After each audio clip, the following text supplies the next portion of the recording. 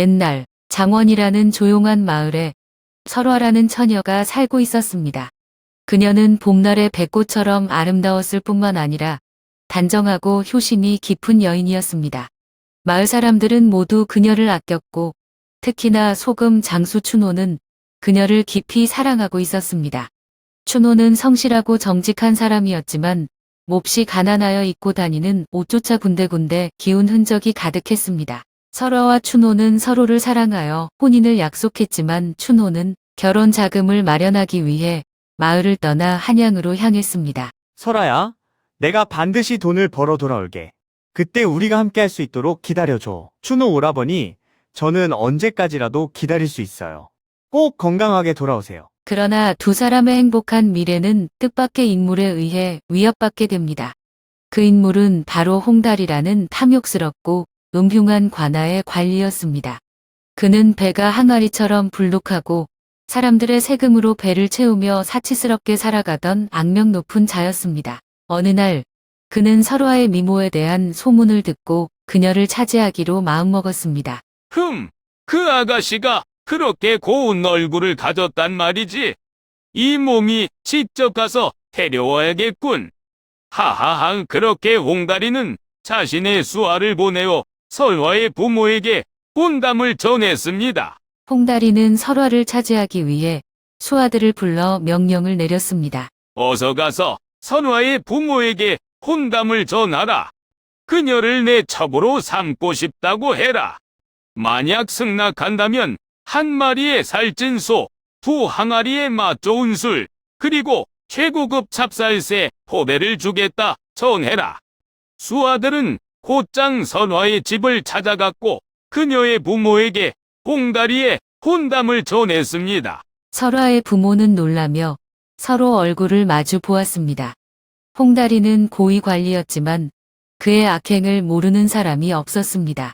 설화는 침착하게 입을 열었습니다. 저는 차라리 평생 나물과 된장국만 먹고 살지언정 뱃살이 뚱뚱한 그 사람의 첩이 되느니 차라리 죽겠습니다. 설화의 단호한 거절은 곧바로 홍다리의 귀에 들어갔습니다. 그때 홍다리는 기름진 닭다리를 뜯고 있었는데 순간 너무 놀란 나머지 닭다리를 손에서 놓쳐버렸습니다. 뭐? 감히 이 홍다리를 모욕해? 어디 감히? 홍다리는 얼굴이 새빨갛게 달아오르며 이를 악물었습니다. 그는 절대 자신의 뜻을 꺾을 생각이 없었습니다. 홍다리는 곧바로 부하들을 불러 사악한 계략을 지시했습니다. 설화가 이렇게 나온다면 다른 방법을 써야겠군. 그녀의 아비를 갖자 죄로 몰아 감옥에 쳐넣어라. 도둑질 혐의를 씌우면 아무도 반박하지 못할 테니. 다음 날 아침 마을에서는 충격적인 소문이 돌았습니다. 설화의 아버지가 마을 창고에서 곡식을 훔쳤다는 누명을 쓰고 포졸들에게 끌려간 것이었습니다. 마을 사람들은 수군거렸습니다. 설마 그 어르신이 도둑질을 했을 리가 없어. 하지만 관가에서 직접 체포한 걸 보니 뭔가 있겠지. 설화는 이 소식을 듣고 황급히 관청으로 달려갔습니다.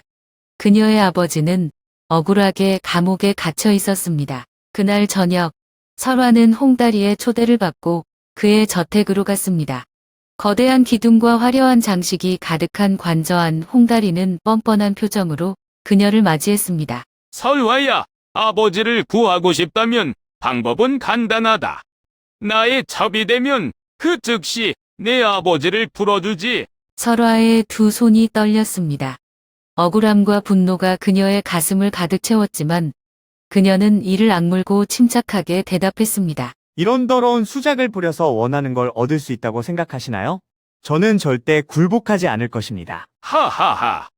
내가 아무리 거부해도 결국 선택지는 하나뿐이다. 시간이 지나면 내가 무릎을 꿇고 애원하게 될 거다. 홍다리는 비웃으며 술잔을 들어 올렸습니다. 설화는 절망 속에서도 희망을 놓지 않았습니다. 그녀는 시간을 끌면서 도움을 기다리기로 마음먹었습니다. 설화가 절망 속에서 희망을 잃지 않고 있던 그때 멀리서 한 사내가 마을로 돌아오고 있었습니다. 몇 년 전 가난한 소금 장수였던 그는 이제 값비싼 옷을 입고 말 위에 당당히 앉아 있었습니다. 그의 옆에는 무역을 도우며 함께 성장한 하인들이 따르고 있었습니다. 그는 바로 춘호였습니다. 장원마을. 너무 오랜만이군. 하지만 설화는 잘 지내고 있을까? 춘호는 마을에 도착하자마자 충격적인 소식을 들었습니다. 설화의 아버지가 누명을 쓰고 갇혀 있으며 설화는 홍다리에게 협박당하고 있다는 것이었습니다. 춘호의 두 손이 떨렸습니다. 홍다리, 내가 감히 설화와 그 가족을 괴롭히다니. 이번에는 내가 가만두지. 춘호는 서둘러 홍다리를 처단할 계략을 세웠습니다. 첫 번째 단계는 그의 가장 약한 점, 바로 탐욕을 이용하는 것이었습니다. 그는 자신의 하인들을 시켜 홍다리에게 귀한 소금 10마차를 선물로 보내게 했습니다. 지금 조선에서 소금이 부족하다고 들었다. 이걸 이용하면 홍다리 녀석은 분명히 욕심을 부릴 거야. 예상대로 홍다리는 소금 마차를 보자 눈을 번뜩였습니다. 뭐야? 소금 10마차라고? 요즘 소금 가격이 치솟고 있는데 이걸 모두 가지게 된다면 하하하. 당장 창고로 옮겨라. 홍다리는 설화에 대한 일도 잠시 잊고 소금을 자신의 창고에 가득 채우는 데만 정신이 팔려 있었습니다. 춘호는 그 틈을 타 다음 계획을 실행했습니다. 춘호는 이번에는 가짜 왕명을 준비했습니다. 그는 조정의 관리로 변장하고 홍다리에게 급한 서찰을 보냈습니다. 그 서찰에는 이렇게 적혀 있었습니다. 홍다리, 너의 탐욕과 부정부패가 조정에 보고되었다. 내가 백성을 핍박하고 부당한 이득을 취했다는 증거가 이미 도착했다. 즉시 스스로를 결박하고 한양으로 출도하지 않으면 왕의 군대가 관절을 불태울 것이다. 홍다리는 서찰을 읽자마자 얼굴이 새파래졌습니다. 뭐? 왕의 군대가 온다고? 아니야, 나는 무고해. 하지만 만약 이게 진짜라면 공포에 질린 그는 자신의 수하들을 불러 다급히 명령을 내렸습니다. 어서 짐을 싸라. 한양으로 도망쳐야 한다. 빨리, 빨리. 홍다리는 급히 말을 타고 도망치려 했습니다.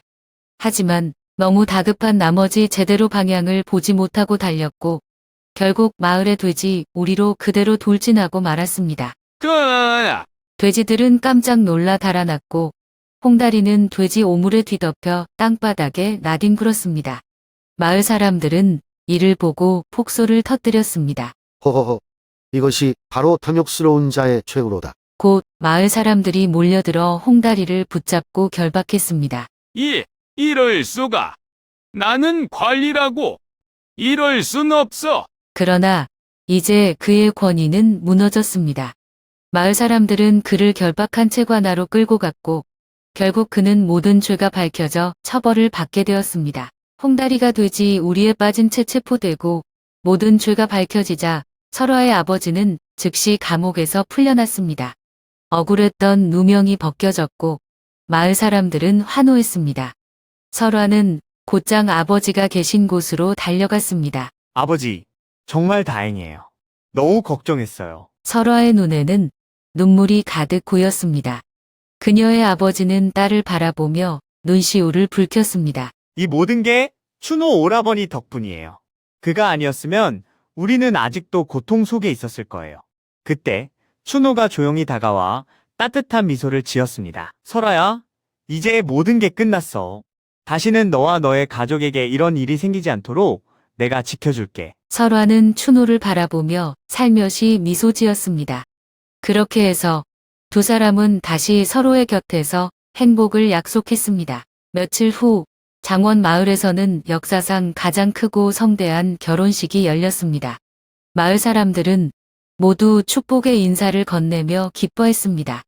춘호는 이제 더 이상 가난한 소금 장수가 아니라 부유한 상인이자 신랑이었습니다. 설화는 아름다운 혼례복을 입고 환하게 웃고 있었습니다. 춘호 오라버니, 정말 꿈만 같아요. 나도 그래. 내 곁에 있을 수 있다는 것만으로도 나는 가장 행복한 사람이야. 두 사람은 서로를 바라보며 손을 맞잡았습니다. 마을 사람들은 술을 나누며 축제를 벌였고 어린아이들은 신이 나서 뛰어다녔습니다. 그때 마을의 연로한 노인이 술잔을 들고 조용히 입을 열었습니다. 허허, 이 이야기는 후세에도 전해져야 할 것이다. 탐욕과 악행을 일삼은 자는 반드시 벌을 받고 착하고 의로운 자는 하늘이 돕는 법이지. 마을 사람들은 모두 고개를 끄덕이며 노인의 말을 가슴 깊이 새겼습니다. 그날 밤 장원 마을에는 웃음과 기쁨이 가득 찼고 설화와 춘호의 사랑 이야기는 마을 전설로 남게 되었습니다. 그리고 이 이야기는 오랫동안 사람들의 입에서 입으로 전해지며 정의와 사랑의 힘을 증명하는 교훈이 되었습니다.